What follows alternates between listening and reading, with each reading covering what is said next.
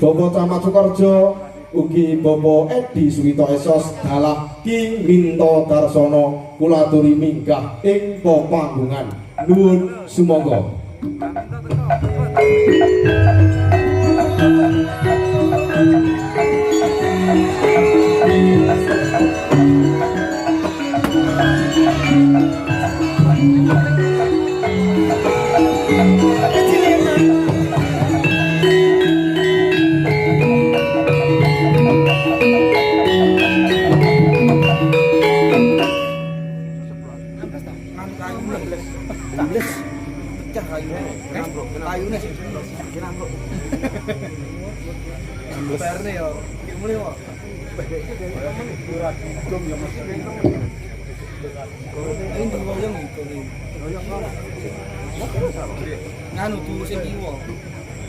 Para tamu sinedahan miwah sutresna budaya paraga ringgit sampun kasta dening Ki Dalang Minto Darsono ateges pagelaran ringgit purwa sadalun atas kanthi lampan Cepaka Mulya Pandhawa Nugraha kawiwitan wilujeng kamirsani wilujeng rumah sadalun atas mangya ayu ayu rahayu sagung dumadi.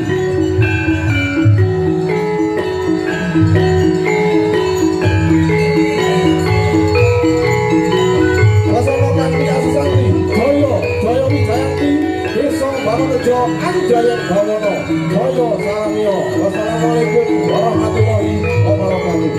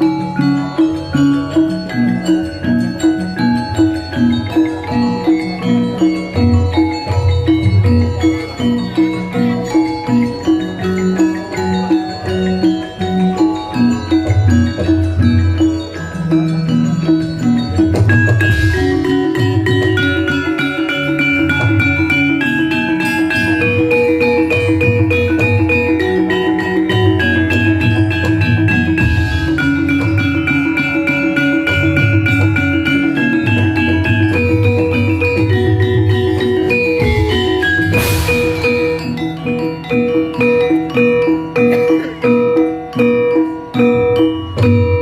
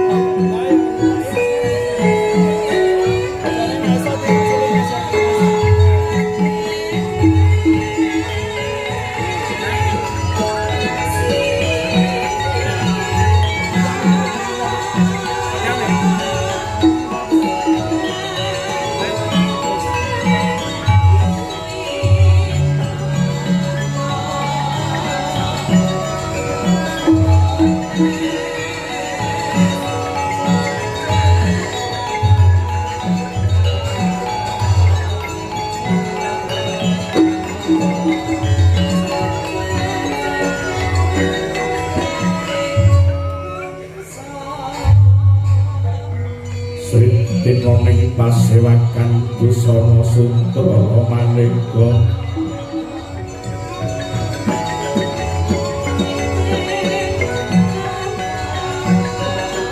sebagus piteng udyono yang panjangkang sarwa rukma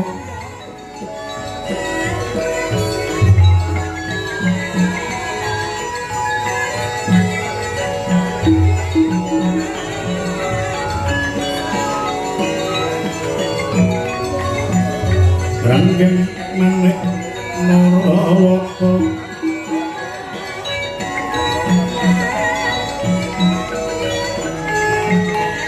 abro pradhanya sumerat nyaring bejo iwaran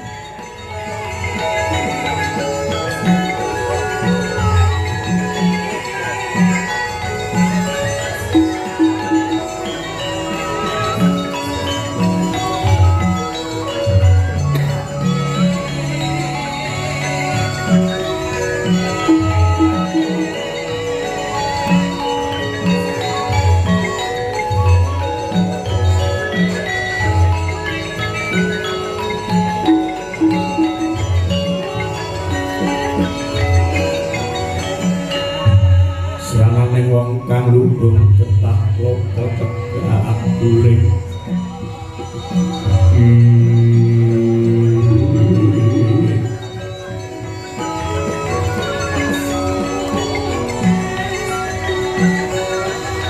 eling salat cat mengko yen wacana kudu manis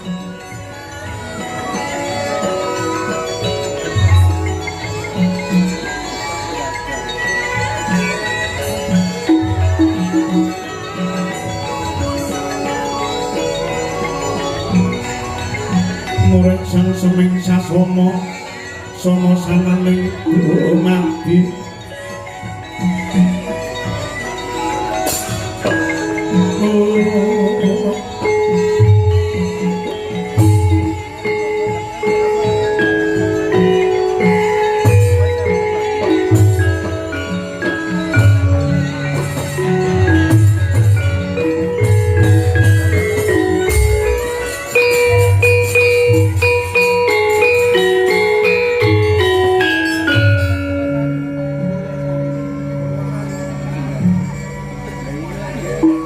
sesanti Amarsudiana tepi dharma ing reh kautaman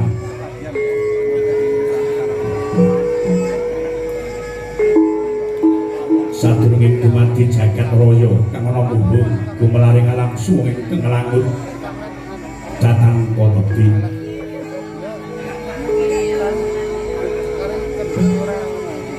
enam hening neskala nikmating pramudita sinaputing durgama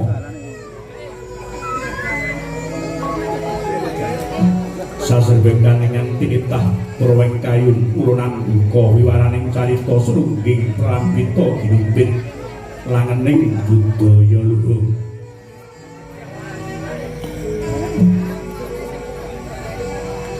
biar padang ana sanepaning agesang suwuh arep data pitana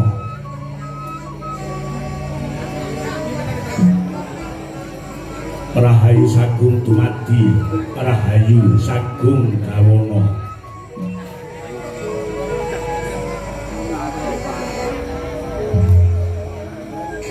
hanenggih negari pundi to menika ingkang minangka purwakaning kandha negari satunggal darbi nama sedasa muhung ing negara Hastina ya Gajah Kaya ya Liman Benawi ya Guru Canggala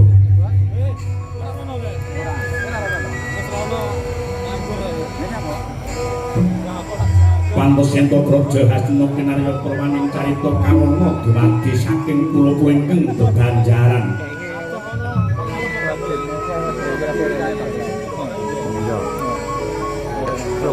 Jenula sungapaning Tuya Benawi tinampi ombak ing samudra Brahmaya ingkang langut datang to pagun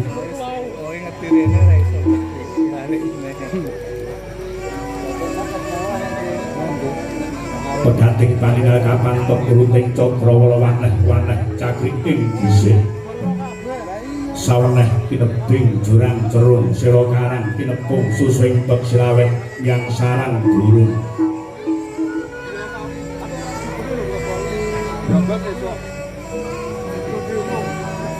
wonten ugi pasisir angker sasana jembar bebekaning pasir gumelar ginaris pinggir lan tuwuh ingkang angrem buyung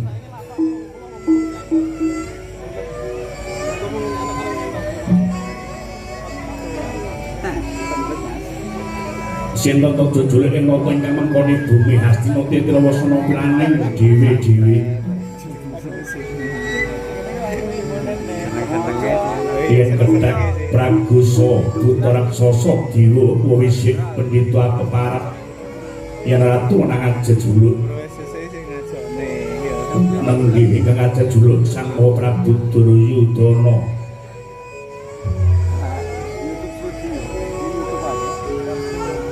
ya Prabu Suyudana ya Jaka Pitana Prabu Tripamangsah Prabu Gendari Suta ya Sang Prabu Dresta Rastramaja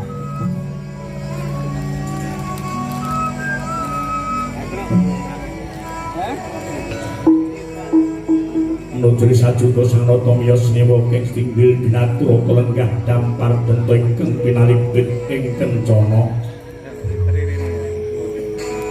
Lemek babut Pramadani Sinebaran kang sari-sari ginanda wedoni sah jebat kasturi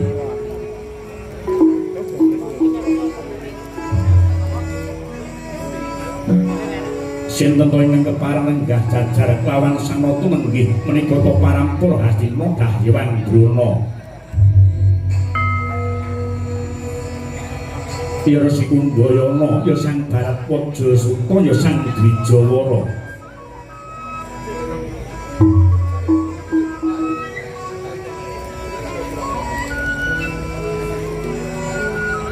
dene kang mencorong tejane sasatya dene lintang pandraing nenggih kadang reda Narendra nganggo Sang Karna Basusena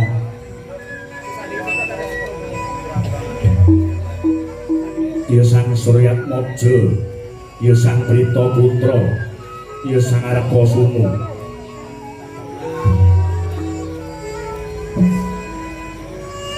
ingkang tetela kinarya agul kekuwataning bangsa Hastina jeneng kang kepareng lenggah amariku ngukur kon jembantara wadanane warangkanata Hastina nyatring pasa jenar kekasih Raden Patih Harya Sangkuni ya Sang Arya Soman ya Trikantalpati ya Sang Gendara Desa ya Sang Mahajuling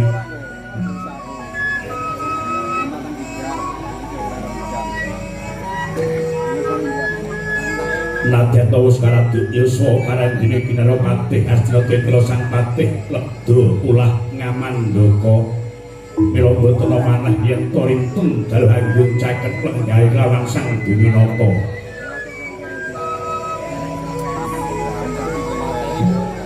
dene kang keparang wingking kang rai satring tirta tinalang Raden Kartomanto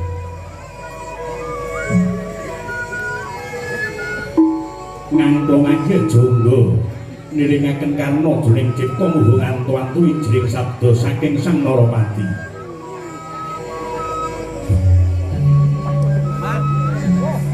Hamber hambalat barengan dumugi sanjawining tratak rambat kados sekang samya para siba kaya ndoyong-ndoyana pancak sujining alun-alun parandene jroning pasiwakan kidem permanem tarana kang sami abawa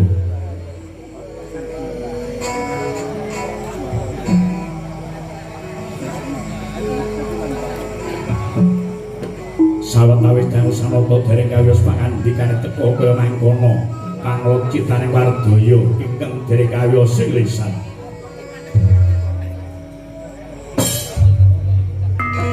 dening utamaning nata berbudi bawa laksana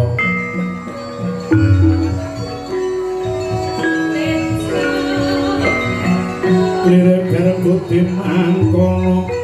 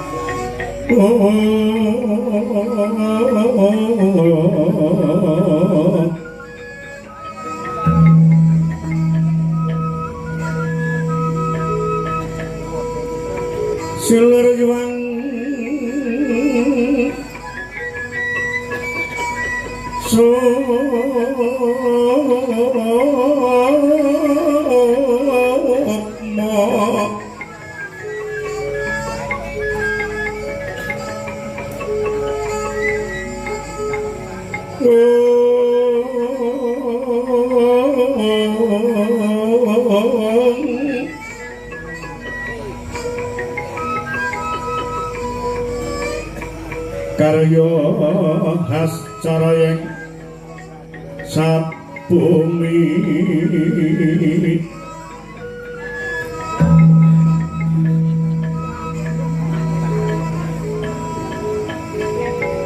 denyo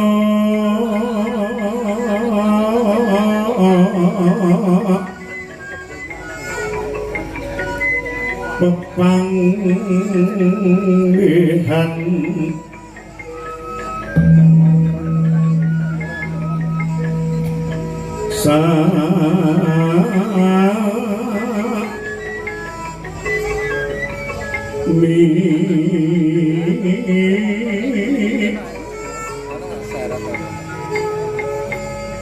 manung suaring jarwi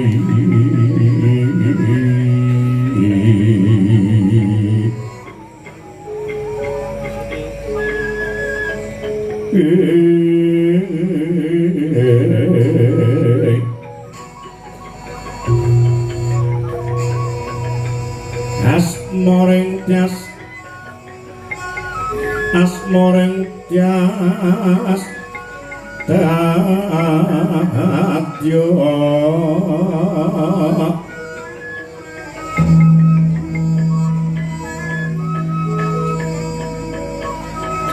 Sri Karongron Hangrarangi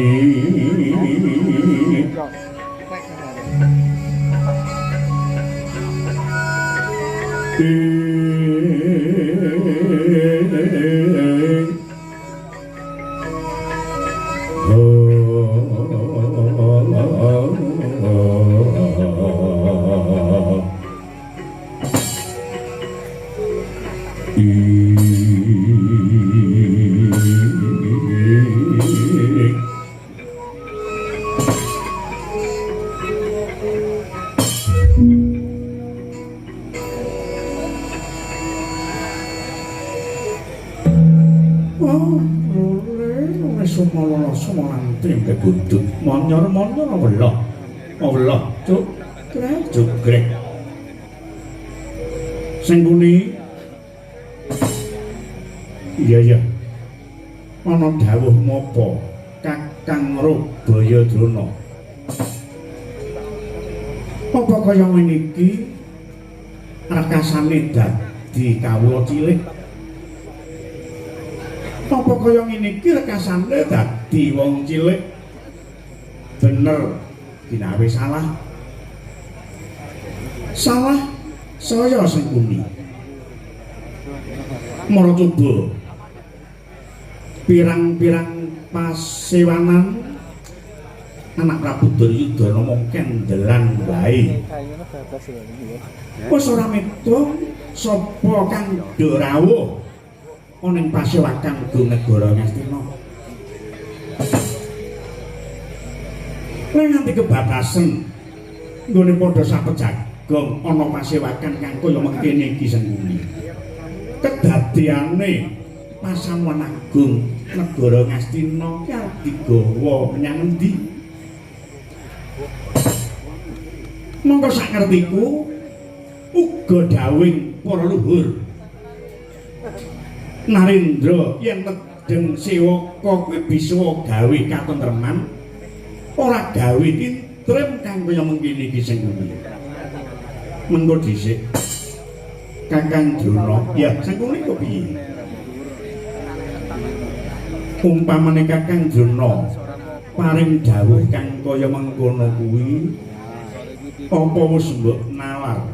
Tegese sing kuwi kang ngerteni lelagak kang sarta lagon lagiane anak Prabu Duryudana kuwi kan mung Kakang Rubayadana saben dina renteng-renteng saben dina runtung-runtung mara coba Kakang penggalian kanthi wening mbok menawa Kakang Rubayadana apa to ngandalare sungkawaning penggalih anak Prabu Duryudana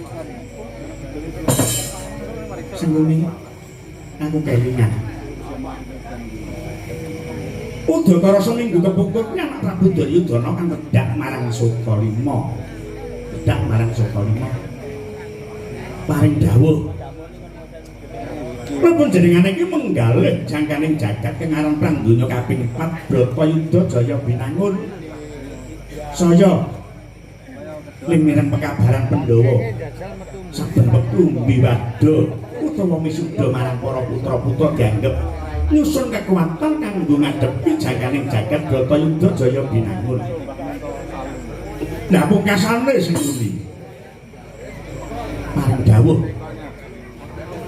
marang pun kakang Mremban Durna naduka menika pujangga ngastina nggih sesepuhing putra-putra Pandhawa kula pasrah bongkan murih sagedipun Bratayuda niku wurung ning kanthi cara saderenging tumapaking Bratayuda menika dumados Pandhawa sampun dumugi ning pecah. Lah niki sing pundi gawe monggo kaya mengkono njur kundur marang gawe iki nggih negara Ngastina. Lah ning kene iki pun kakang ulir budi ngempake rasa. Ngono ya kakang. Ya kaya ngono kuwi. Dening aku pinarcaya, aku njen nimbali anakku Bratasena. Bratasena tak kersuwan ing Sukalima. Ilalah. Bratasena ki duweni pangarep-arep pengen meguru marang pun bapa golek ngelmu sangkan paraning dumadi. Lah iki kesempatan sing ngene iki kesempatan piye kakang? Gandeng Bratasena kepengin golek ngelmu sangkan paraning dumadi dadi dalan niku budi daya ngrenah mati ning para Pandhawa. Aku saguh medharke ngelmu sangkan paraning dumadi ning kudu ana syarate. Werkudara tak dawuh ngono. Bratasena saguh. Syarate apa kakang? Takon golek kanggo susu nyangin. Ning Gunung Reksamuka. Mengko ning kono kuwi ana buta loro. Sing jaga Reksamuka. Buta loro. Iya. Njur jenenge buta mau. Jenenge buta kuwi mau ora salah. Rok muka karo rok mangkala. Iya dhisik. Wong tuwa ki le dawuh sing cetha. Rok muka apa rok muka? Rok muka. Rok muka ya kakang. Mbah, catet aku rok muka. Iya. Bratasena wigih ringo. Jaluk pamit manapun bapak bablas ning gunung Reksamuka. Bedhok buta loro mau. Monggo ning kono ki nek apa-apa, tak apusi. Nek kono jare ana kayu bungsu sing angin. Monggo buta ki padha ngelih. Buta ki padha golek mamangsan. Pungkasane dadi dedah, dadi panca gagah. Ing antarane Bratasena lan buta loro mau. Monggo pengajap tak loroke sendiri. Banjur aku gumun. Bedaning Bratasena wis ora kena dibendung. Pungkasane buta loro mau tumeke tiwas. Mati. Ilang wujuding buta, bleger sejatine wujud dewa kayangan Bathara Indra karo Bathara Bayu. Dadi Bratasena ora mati, malah diparingi bebungah kang aran Kalpika Gaib Dru Indra. Dadi Kalpika Gaib Dru Indra. Widaya penguasane lamun to nyabrang samudra ora bakal kalem dening larih. Ganeneng Gunung Reksamuka ora ana apa-apa Bratasena bali nempuhke marang pun bapa ana ing Sukalima. Karo bangireng ngono. Karo Krenggosan. Kita kudu nesu jae ning are-are. Ya, tak lurus-lurus lah kuwi. Sabar yo, Nger, sabar. Kegagalan adalah sukses yang tertunda. Iya. Diawet saka ngantenging rasane Bratasena nggone kepengin entuk ngilmu sangkan barang. Nutuh manapun bapa kepiye carane nganggo cara apa bae tetep bakal dilakoni. Tak tuduhke yen kok sejatine Srana kanggo gayuh ngilmu sangkan marang kejaba kayugung susung angin si ana srana sing angka loro apa kakang takon golek banyu perwita suci ana tenging samudra Minangkabau Bratasena ya saguh lha ya kuwi sing tak gumune ana kono kuwi Werkudara kuwi ora mikir ning diperintah nang ndi wae waton sing mrintahke guru ora bakal nindani saking mantepe Bratasena bali metu ibune Kunti Talibrata ya Kanjeng Jimat pamit karo sedulur-sedulure ngerti yang sedulure iki jane tak jlomprongake mau padha digandoli ning Bratasena ora mendeng ubaya ora luntur saka Kiguntur sawise pamit Kanjeng Ibu monggo ki mujudake donga sing paling ampuh te wong tuwa wadon gelem dongane marang anake kuwi bakal dijabah karo Gustine mergo ana tetembungane ridho Allah ridho waliden wasutaullah bisutil waliden apa iki ridane Gusti gumantung marang ridane wong tuwa wadon Bratasena bablas njujug ana ing samudra ning teko pinggiring samudra mau Bratasena ki manjek mangu tegese gek nyemplung gek ora gek nyemplung gek ora monggo kowe digegayuhan kok manjek mangu kuwi cok kala mangsa ora kabul ning lek tekad iki bulat kuwi mesti bakal kasundatan sajroning Bratasena meneng jrono swara sing tanpa rupa Werkudara Bratasena kowe lewani aja wedi-wedi wedi aja wani-wani nah wantaking Bratasena disendut tembung kang kaya mengkono dheweke eling lek gurune ki Drona ki ora tau wedi karo sapa-sapa sing tak wedi ki ibuke tatah tok percaya ora mula aku ki brengosku jlaprang ning angger serubuk kanggo dewar iki ketok mecucu besemut takutku tanpa pepindhan iya banjur sawise krungu tembung kang kaya mengkono Werkudara wis ora srangka jangkah nyemplung ana sajroning samudra nyemplung blung tomong sekolah jangkah meneh panggah sakpara kok jerumen kira jajak-jajak jeru ya sok-sok jenenge segara kene sing jeru nek sing cetek ora kali nek dhek iki ngumbul Kapika Dru Indra bareng saya menengah ngerti menengah saya nengah kok grendel apa iki dadi nek wis grendel iki bayar pira-pira ngono ki aku wis ora enak kita gambarke kaya ngono lek nyangoni Bratasena kaya ngono iki lek wis petok grendel gak aja srata tutupno bablasno Hawang Bratasena grendel mau dicekel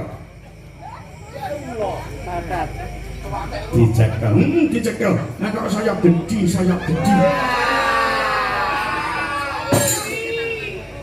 bareng apa kuwi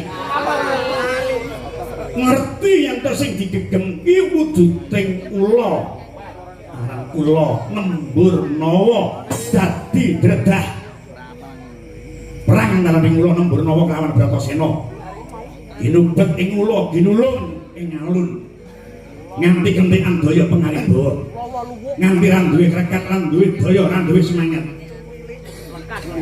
mewanten ra duwe semangat ya leren dhisik ngrokok ngopi mengko lek 10 tandangi meneh Werkudara ya ngono kuwi bareng wis 10 tenagane sing nguni cinandak kang mustakane taksaka tinuwak kang tutuke karo kuku Campanaka Pancanaka padha sakala Nemburnaya tepekaning tiwas dadi banjir getih dadi kaya segara getih ilaning Nemburnaya sing nguni ana cahya gumana ana bocah bajang nah kok Werkudara malah cethuk guru sejati wong aku ki ora tau cethuk malah Werkudara wis cethuk kaya ngono ki nek nuduhke kula ikhlasku dadi guru ning Bratasena pekasan aku bisa nuntun Bratasena bisa ku petuk lawan guru sejati monggo dhisik